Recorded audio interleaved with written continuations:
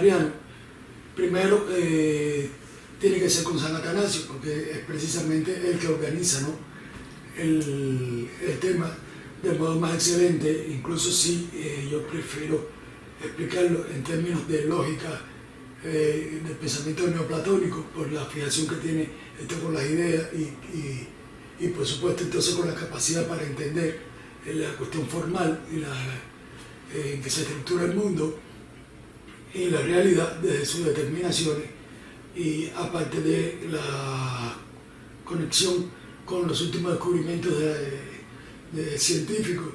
De todas formas es Atanasio el que va a enfrentar la herejía, y además lo va a hacer de un modo excelente, que a eso es lo que quiero llegar.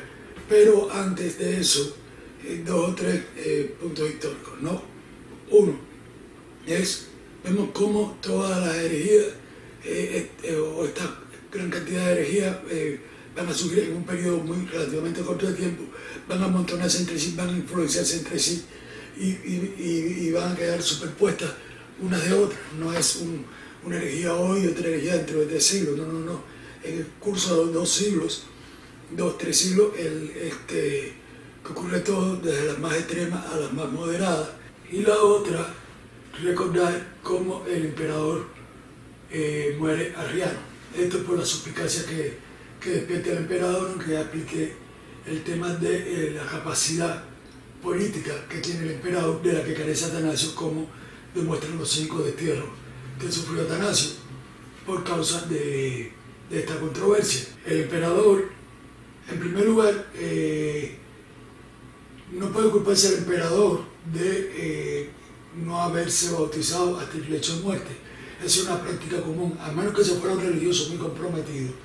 Es una práctica común, y sobre todo teniendo en cuenta que se trata de la cabeza política del imperio, porque la costumbre en aquella época era una confesión. No es como hoy día, que uno cada vez que hace algo o que piensa que hace algo equivocado va a confesarse. Era una confesión, ¿no? Una vez que uno era bautizado, y ya entraba en un terreno muy peligroso de vida. Y si se es el emperador de una instancia como el Imperio Romano, al momento en que lo asume Constantino, pues es una situación muy comprometida, ¿no? Y estamos hablando incluso de responsabilidad ante Dios al gobernante, como responsabilidad ante Dios.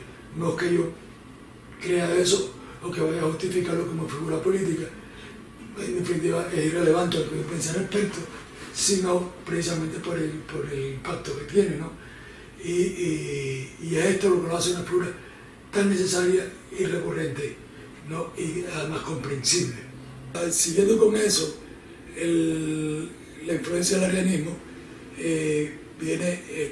parece estar dada por la hermana del emperador, Constanza. Siempre la expansión del cristianismo ha ocurrido por parte de las mujeres, incluso en el caso exacto del arrianismo y el catolicismo, que vamos a ver cómo el arrianismo permanece como elemento de identidad para las tribus germánicas, con su expansión a astrogodos y visigodos, y la conversión paulatina de los astrogodos al catolicismo va a ocurrir por medio de las mujeres, de las figuras, ¿no? Igual que la del emperador Constantino ocurriría a través de su madre. Es un elemento común. No sé si tiene que ver con la figura mariana, ¿no?, como intercesión que posibilita la realización de la voluntad de Dios en la tierra, de decir, la mujer como instrumento divino. Algo que también es maravilloso es como el arrianismo o las discusiones contra el arrianismo son los que van a fijar el gran dogma primero de la Iglesia, ¿no?, que es de la divinidad absoluta de Jesús y las dos naturalezas de Jesús. Y a partir de ahí es que va a tomar cuerpo, ¿no?, y va a tomar forma la dogmática cristiana. También hay que tener cuidado, sopesar con las críticas a la helenización del cristianismo, en el sentido de que se pierde un poco el elemento judío poniendo el énfasis al elemento helénico de la filosofía griega, lo cual es un error de perspectiva. Primero porque el elemento judío no se pierde nunca. Jesús no era cristiano, Jesús era judío. Y todavía hoy sigue siendo la figura central del cristianismo, ¿no? Pero además, tratar de subordinar el elemento helénico a todo esto es como eliminar el primer concilio, el concilio de Jerusalén, que es precisamente cuando San Pablo va a reclamarle a Pedro, ¿no?, el problema de la judaización del cristianismo. Es decir, si se trata de una fe católica, es que es universal y tiene que tener todos estos elementos, pero además el judaísmo ha aportado un elemento que debe ser comprendido. El judaísmo no tiene capacidad para comprender el misterio, sino solo para producirlo, pero no para comprenderlo en términos racionales, que es la importancia, ¿no?, que tiene la cultura romano-helénica en esta conjunción con el cristianismo. Son de igual a igual. Eliminar el helenismo es como eliminar una naturaleza de Jesús, en ese sentido, por lo menos dentro del ámbito de la Iglesia Católica. Respecto a la teología de Atanasio, bueno, el trabajo de exégesis suele ser un trabajo muy controversial, sobre todo porque es retórico. Incluso si vemos lo que va a hacer San Agustín con respecto al maniqueísmo, él va a introducir todas las determinaciones maniqueas dentro de la doctrina cristiana. No es que eso sea malo, sino que es natural, porque lo que el cristianismo se va a conformar respondiendo a ese problema. Pues lo mismo ocurre con el caso de todas las exégesis, y por lo tanto de todo tipo de contesta de una herejía. Las exégesis son siempre interesadas, no hay manera de hacer una lectura de la tradición que no sea interesada. Por eso la tradición tiene una importancia incluso paralela, ¿no?, a la de la Biblia en el caso del cristianismo, porque la tradición se justifica a sí misma. Es el modo en que se desarrolla el pensamiento por la tensión entre sus propios problemas. Son problemas originales del cristianismo, no del judaísmo, que lo que hace Jesús es precisamente contestar contradicciones de la tradición judaica. Con eso da pie al cristianismo, que es lo que se va a dar como una tradición completa nueva que se va a justificar en sí misma, aunque su base sea judaica. Y pues de ahí que tenga que tomar el cuerpo de la filosofía romano-helénica. En ese sentido, todas las referencias bíblicas de todas las discusiones son interesadas, pero además en la Biblia podemos justificar incluso los genocidios. Todo es justificable a partir de si es que vamos a buscar una justificación. Lo que sí va a ser extremadamente interesante, sin duda alguna, es cómo lo hace Atanasio. Es decir, Atanasio, mientras Arrio va al poder lógico de la referencia bíblica y las mete en un marco que es lógico y que excede la Biblia misma, Atanasio no. Atanasio va a referirse al contexto bíblico mismo, pero muy concreto, específico, en que se da la Biblia. Esto tiene un sentido. Cuando Arrio hace esto, Arrio va a caer en otro problema, que es el de la inerrancia bíblica.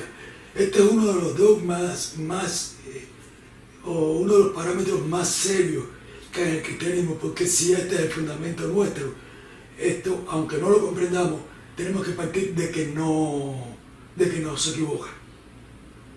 ¿Y en qué sentido no se equivoca? Bueno, en que de ahí es que vamos a sacar todos los parámetros que necesitamos para nuestra reflexión, para armar nuestra reflexión. Cualquier cosa que exceda esto, pues entonces sale del ámbito cristiano y por lo menos no es interesante. para un problema específicamente cristiano, como el de la herejía, en este caso el arrianismo. Si vamos a someter la Biblia a un contexto epistemológico como el griego, nada tiene sentido, absolutamente nada tiene sentido, no importa lo importante que sea este contexto. Entonces, lo que hace Atanasio, y es lo sumamente inteligente, eso es definitivamente genial, es ir no solo al contexto bíblico en general y su principio de inerrancia, sino a la frase misma. Es decir, no se puede leer el Evangelio de San Mateo como se lee un salmo. De uno al otro hay diferencias contextuales que establecen referencias epistemológicas distintas, pero además de un salmo al otro también, porque tiene la diferencia del autor, no solo del autor, sino del momento específico en que ese autor está trabajando. Todo el que ha hecho poesía o que tenía algo que ver con arte sabe que el artista no es el mismo, ni siquiera cuando comienza una obra que cuando la termina. Mucho menos lo va a hacer de una obra a la otra, mucho menos va a ocurrir eso de un artista al otro. Y bueno, ya saben, la inerrancia bíblica parte de que la Biblia la escribe el Espíritu Santo, pero lo hace a través de escritores sucesivos que muchas veces ni se conocen entre sí, que tienen diferencias distintas y arman todo este amasijo de contradicciones que vemos, pero no se contradicen, porque el autor es único. Entonces lo que hace el Atanasio es situarse en el momento específico en que este autor único, que es el Espíritu Santo, trabaja, y de un salmo ni siquiera va a saltar de 3 versos adelante o 3 versos atrás, sino que va a haber contexto específico en que sea un verso o un versículo. Y eso es lo que permite que su epistemología y su exégesis, por tanto, sea más seria, más consistente, ¿no? Y es lo que nos da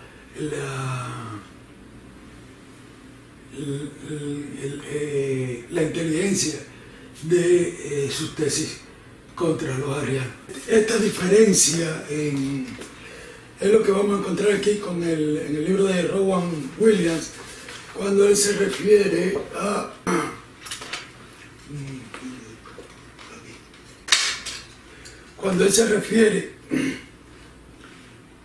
los tipos de exégesis que usan Arrio.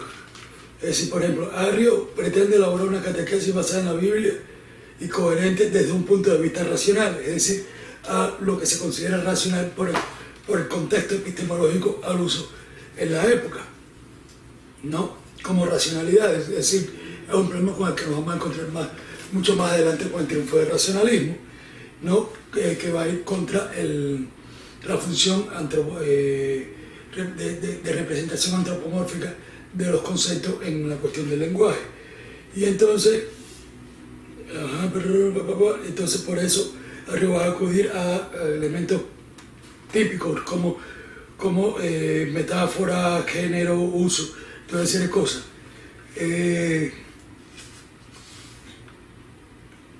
Y ahí entonces, de ahí es que va a traer la conflictividad, el tema del parentesco de la relación filial entre Dios Padre e Hijo. Sin embargo, esto es lo que se caracteriza entonces por una catequesis erudita o escolástica, ¿no? Donde hay una serie de principios convencionales fuera del contexto que se toman por su racionalidad y se aplican sin tener en cuenta el contexto. Y esto es lo que el mismo Rowan con otros va a contraponer a una exégesis narrativa o antropomórfica, ¿no? De parte de Atanasio, que como ellos dicen es tan interesada como la exégesis que hace Arrio, pero cuenta con el bagaje epistemológico que aporta el mismo texto bíblico. Es decir, el texto bíblico en concreto al que se refiere tiene su alcance semántico dentro de sí mismo, y es lo que ellos, ¿no? van a sacar, y eso es lo que permite una mayor coherencia a nivel de significado en el que extrae Atanasio del que extrae Arrio. ¿no? Es decir, recordemos que aquí en este caso, Arrio va a ser más ensimismado, intelectualmente ensimismado, que Atanasio. La acción de Atanasio es más inteligente, aunque nos pueda parecer lo contrario.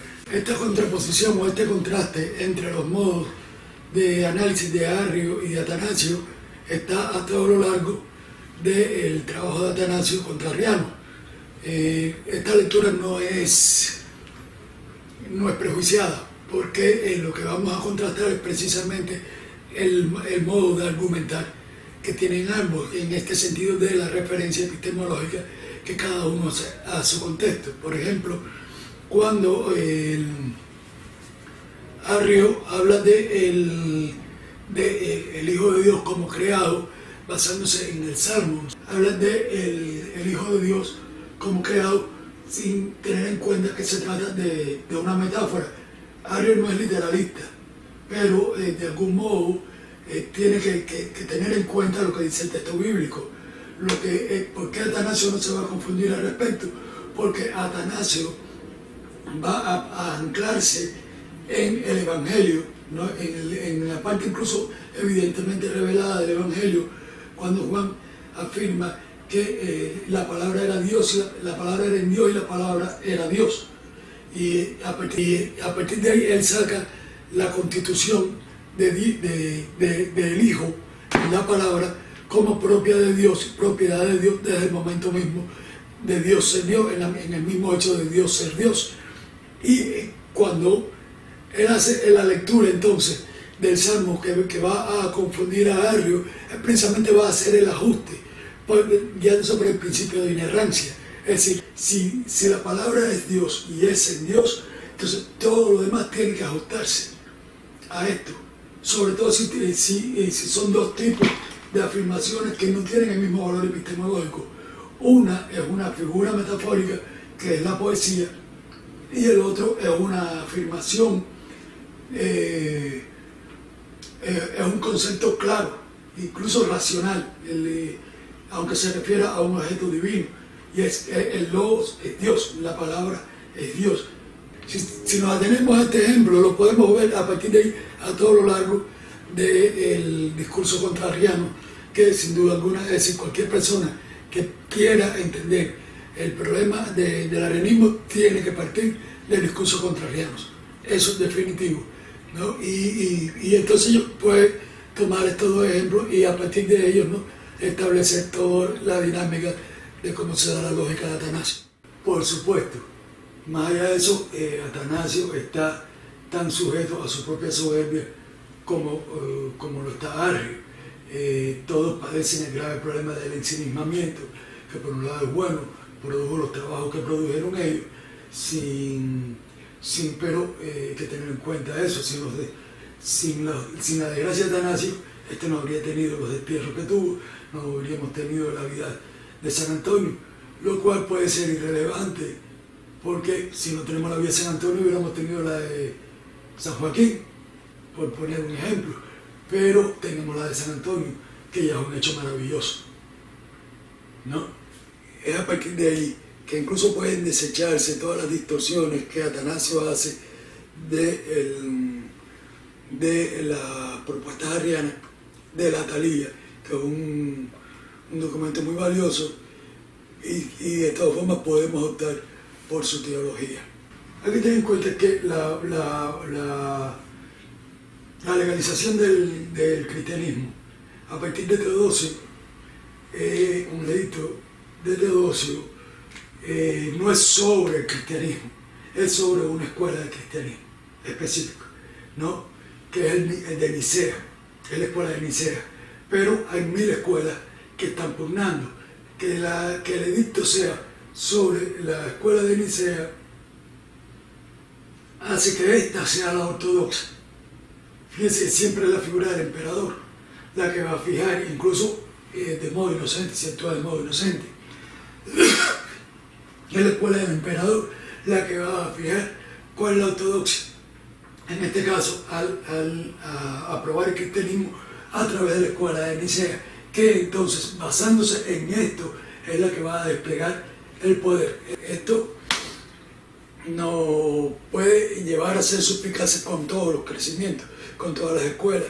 Sin embargo, esa es una actitud que es soberbia y al final se va a interponer como el exceso de racionalización de la historia, porque no se tiene en cuenta la potestad de Dios como en que la historia, en definitiva, va a ir condensando los significados hasta que la Iglesia misma establece su propia tradición. Hay que tener en cuenta aquí que cuando usamos el término dogma, dogma tiene una palabra con una connotación muy negativa. Sin embargo, dogma solo significa opinión consensuada. De ahí que la autoridad provenga de la tradición, aunque tenga su referencia en la Biblia. Y la tradición misma se sostiene en la Biblia. El dogma es la opinión a la que nos acogemos libremente. El dogma se da por contraposición a la herejía, que la herejía, aunque tiene esta connotación negativa para la comunidad eclesiástica, herejía solo significa libre pensamiento, es decir, vives de acuerdo a tu propia opinión y no a la opinión del consenso. Hoy, por supuesto, es una contraposición que entendemos mejor desde el individualismo moderno, ¿no? Pero como la rebelión contra la reflexión dogmática. Pero hay que recordar que la cultura tiene un valor convencional, es un espacio en el que escogemos libremente vivir como un orden que en este caso tiende a la salvación, tiene valor soteriológico porque tiende a la salvación y es lo que le da valor y utilidad al dogma. Es por eso que los dogmas deben ser respetados, es por eso que los dogmas tienen que ser respetados, no solo deben, sino que tienen que ser respetados porque son las convenciones que le dan sentido a nuestra vida. Al final, el primer dogma es lo establece San Pablo, cuando dice: si Cristo no ha resucitado, vana es nuestra fe. Y es lo que explica toda esta contraposición anterior.